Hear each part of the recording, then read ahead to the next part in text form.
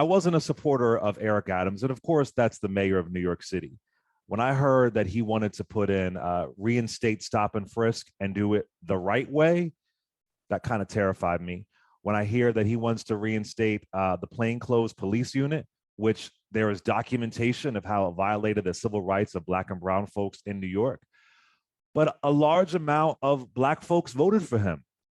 And I struggle. I mean, I was a supporter of Maya Wiley, then Diane Morales. And so you are stone cold progressive. So how do we, I know you want to get all voters, but how do we speak to Black voters who are voting for the moderate? I mean, I thought we understood being over policed is not a good thing, but maybe I have a disconnect there. So just speaking to the diversity of Black voters, because we aren't a monolith, of course, but how do you speak to the Eric Adams Black voter who says more police? So, we could have a whole conversation around public safety, just a 30-minute conversation around public safety. We, on the progressive, have to define what that means. On the left, on that side, we've done a poor job of grabbing that conversation. And it's a conversation I often make sure I lean into, because our policies are actually better for public safety if we have the courage to share that vision. Unfortunately, the Democratic Party is usually telling you who to vote against. They're not giving you a vision of who to actually vote for. And we're suffering because of that. But when it comes to Eric Adams, I've known for a very long time. I would say his stop and question and frisk answer technically is the right one, but it's a combination of things that he said that does cause one concern. I've worked with him for a while. I do think there's some more in common there than people think. I supported Maya Wiley. Here we have ranked choice voting. She was clearly my number one ranked choice. Eric was amongst the 5 that I did say we should, rank at some point. We've had a good history of being able to have some, combined Black voters, progressive whites, Caribbeans. I'm a first-generation American. My parents come from the island of Grenada, a famed Maurice Bishop, and also Malcolm X's mother. It's another conversation. I love that. But I think we have to do a better job of really addressing those issues, because when people are scared, if they don't feel safe or they actually aren't safe, it's both of those are pretty dangerous, and we have to have a real conversation with that. I have spoken about the plain clothes, and you obviously need to have certain amount of law enforcement work. How you describe it and how you talk about it is important. Some concern about him discussing punitive segregation and solitary and Rikers. And so my hope, and I've spoken to him about this, my hope is that the way he's been talking about things during the campaign will be different than how we govern. And so my hope is to continue having those conversations with him and be able to move this stuff in the right direction. That's my hope for every mayor that I've ever co-governed with as a council member and even as public advocate.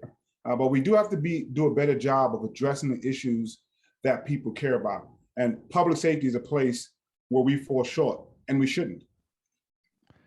Let's talk about bail reform for a second, because I get so frustrated that people are saying bail reform is increasing crime in New York.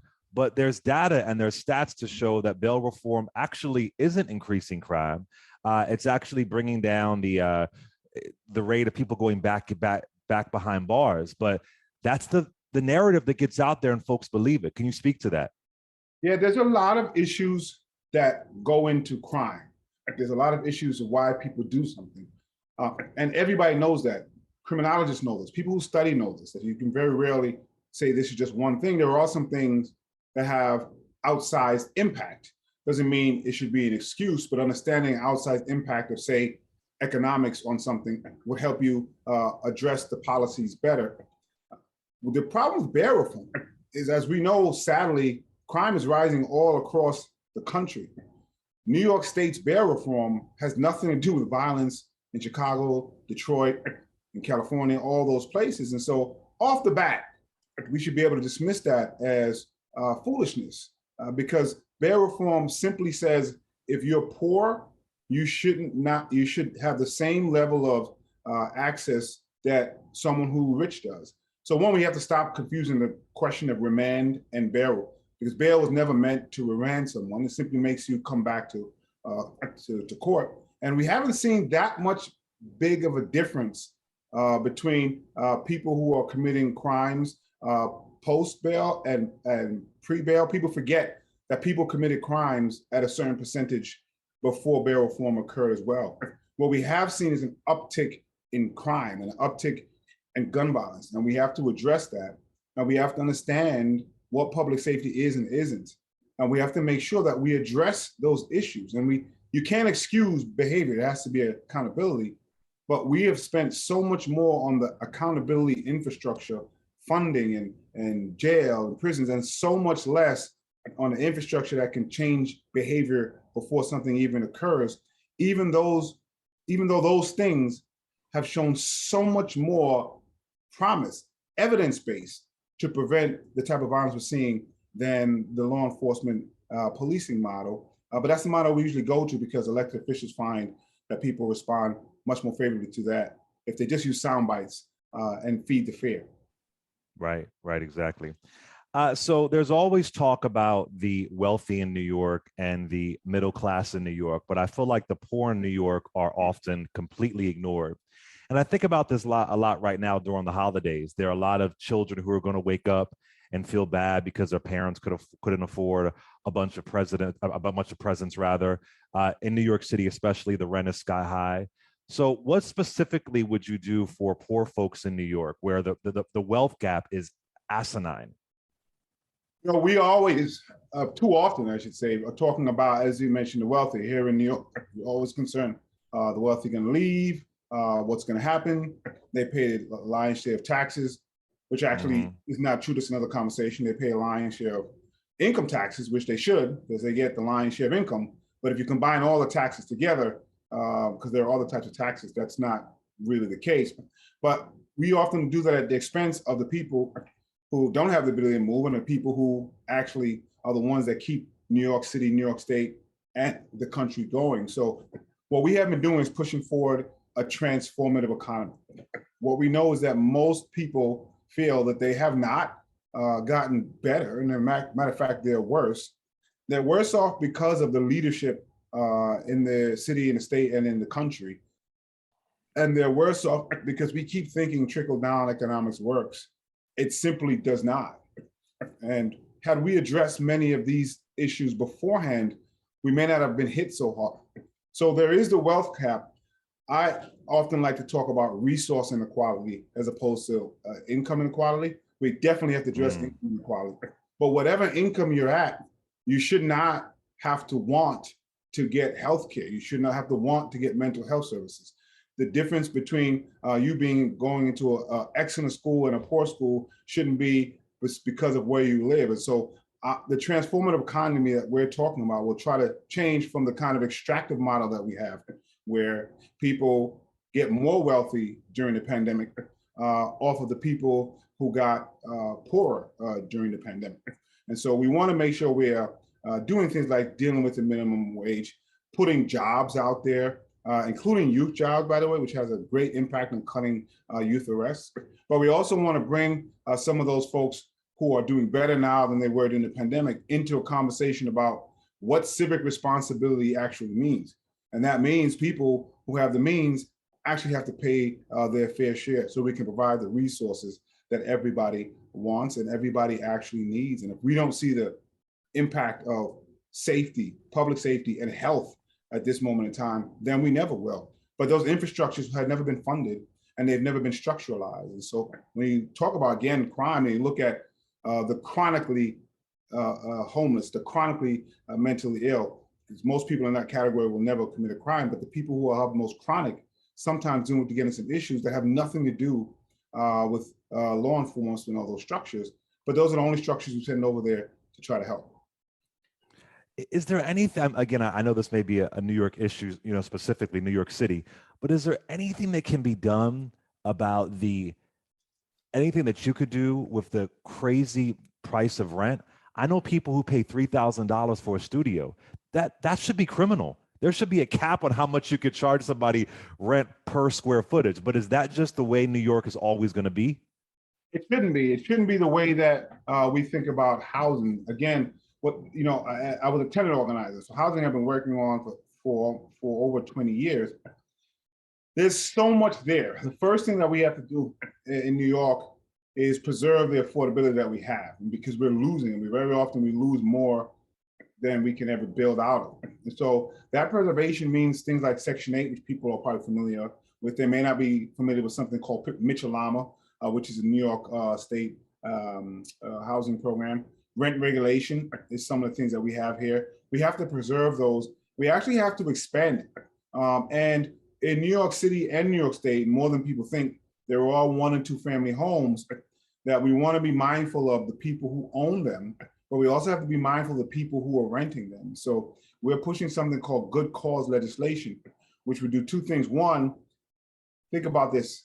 We're simply saying you have to give a reason to evict someone. So we're just saying you can't just wake up and you don't like the tenant anymore and decide that you're going to evict them. That's a protection that a lot of tenants have in big buildings. Not too many have it in the small. And what that does is causes an imbalance. It also tries to do what you just said, put some kind of cap there, because what people do to get around some of the evictions that they may not be able to do is they'll wake up and say, your rent is $1,000 today. Next lease, if you have one, because you might be month to month, we're going to charge you $10,000. And that's a backdoor way to evict somebody. Exactly. I have to put a cap on.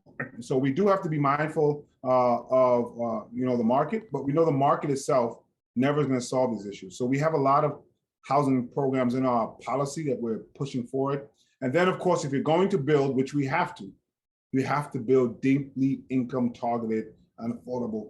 We have been subsidizing here in New York State almost to the tune of $2 billion a year. One particular program called 421A that's basically subsidizing market rate units, and it's a travesty. So we have to have real leadership at the top to address those issues. For just tuning in, we're talking with Jumaane Williams. He is running for governor of the great state of New York. He is currently the New York City public advocate. All right, let me ask you this, brother. Eliot Spitzer, David Patterson, Andrew Cuomo, they all ended in scandal, right? The last 3 the current governor is Governor Hochul. Of course, she was appointed after Governor Cuomo resigned. All 3 of them, back to back, ended in scandal. What about if you become governor of New York? What about you as governor of New York will be different than the last 3 Democratic male governors that we've had? Because some folks say it's time for a woman governor of New York. What are your thoughts? Never had a woman elected governor, and we've never had a Black person elected governor. Even David Patterson, who you mentioned, was never elected. There was some scandal there. I do want to, not for his sake, not put him in the same category as fair enough. Cuomo, but they did decide not to run, and then there was some issues there. I think the first thing we have to figure out why, particularly the Democratic Party, which I have an issue with, but I happen to belong to, keeps losing elections. They want to blame people like myself and probably many people who are listening who are putting forth progressive policies, even though they've never adopted those progressive policies. But what has been happening is too often they try to become Republican light. And if Republican light runs against Republicans, Republicans win. And again, we have to put forth the vision that we actually believe in, not the thing we should be voting against. What we're hearing from voters is that they don't want status quo. And we keep putting up status quo candidates who can continue the journey of status quo governance. That doesn't work. That didn't work for the vast majority of New Yorkers, and they understand that now. It didn't work for the vast majority of Americans. But right now in New York State, people are understanding that we got here because of bad leadership, because of leadership that was more worried about incumbency protection, was more worried about the machinations of status quo politics than actually doing what was right for them. Governor Cuomo was actually trying to cut Medicaid during the pandemic. I don't know if people actually understood that. There was myriad of things, even before the scandals of abuse of women, sexual abuse of women, that should have made him not become governor. And people knew that, but they supported him either implicitly or explicitly anyway. Sadly, the current governor was one of those that was quiet. It was just silence for 6 years. That was a political calculation that she made so she can benefit when the time came. I ran against her in 2018 We almost won, by the way. We came really close. We scared them to death.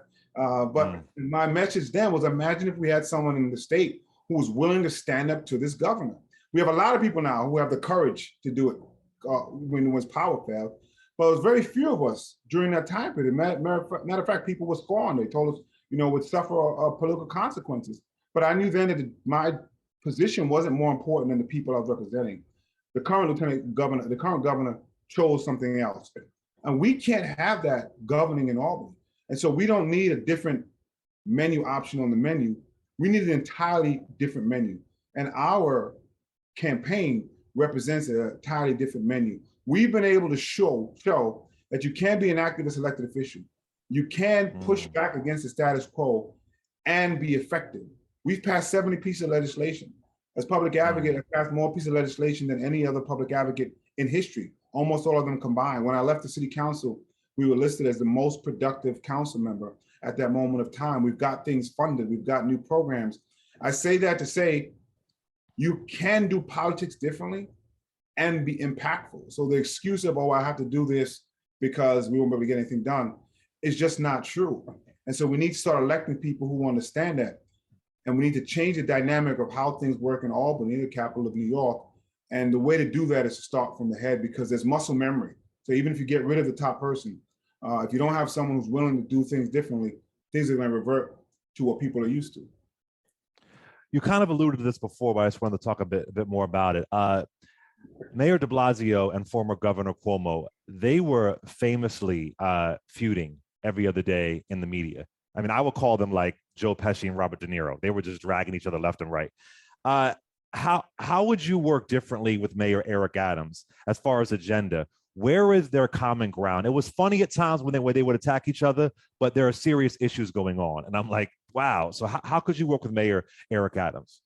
You're better than me. I called it a measuring contest that occurred exactly over and over and over again. And it was sad to watch. And yeah, it was funny, I would say, but when the pandemic hit, it actually became deadly. Exactly. And people died because of that. And actually, during the pandemic, during the Black Lives Matter protest, I said then, I said it just now, it's the truth.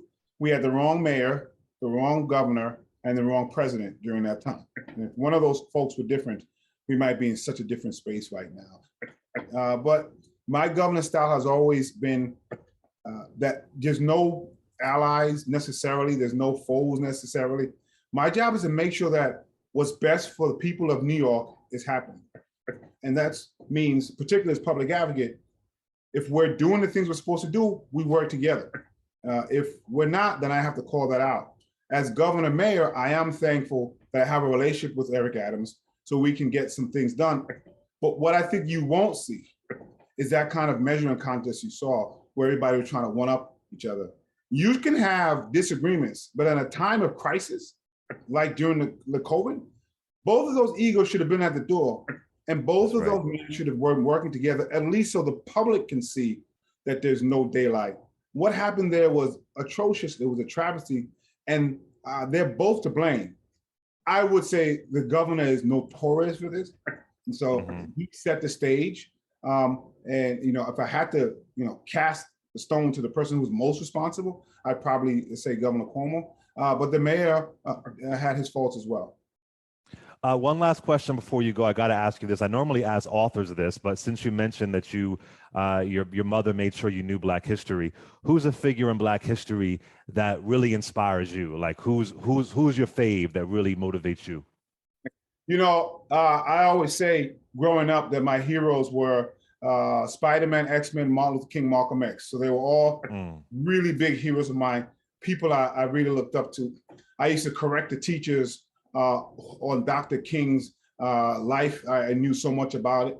I was honored to go to Grenada with Dr. Betty Shabazz, her first trip, the wife of Malcolm X. That was just an experience in my 20s to land that plane and see people playing the drums as she was coming back to her husband's homeland. So those impacts have been very strong on me, understanding the convergence of both those great men in a way that I don't think people do, especially toward the end of their life, which is probably one of the reasons that we lost them. That's probably another conversation. No, you're right. has had huge impact. And just Black history in this country has been so inspiring as well. Of course, understanding that Black history started well before this country. But I will have to, we talk about sometimes Bernie and what democratic socialism means and doesn't mean. But Maurice Bishop was the first time I ever heard those words. He's a former prime minister of Grenada. Unfortunately, he was assassinated and that country was invaded by the United States of America. Again, another conversation for another time, perhaps. The United States invading all over the Caribbean, that is a whole conversation. I want to thank you so much. I want to thank you for coming to Black Radio and talking to this audience. We had every candidate on for when they were running for New York City mayor, except for Mr. Eric Adams. So hopefully he'll come on once he wouldn't come here. I didn't understand, but it's all good. But I appreciate you seriously coming here. And I think new leadership, fresh leadership would be so powerful for the great state of New York. If folks want to support you, how can they support you? How can they follow you? Thank you so much. They can go to JumaneWilliams.com. JUM is in Mary, AA, 2 A's, N is in Nancy, E is in Ernie. JumaneWilliams.com. I'm on Twitter at Jumaane Williams, Instagram at Jumaane.Williams, and Facebook, you can go to Jumaane Williams as well. All of our information is there. We have a very, very good path that we can follow to get to victory if folks will just come out and support. I'm sitting here in quarantine, as I think you know, having tested positive for COVID, but hopefully we'll be out soon, back outside on the campaign trail. So asking everybody to be safe, mask up, vax, and get tested.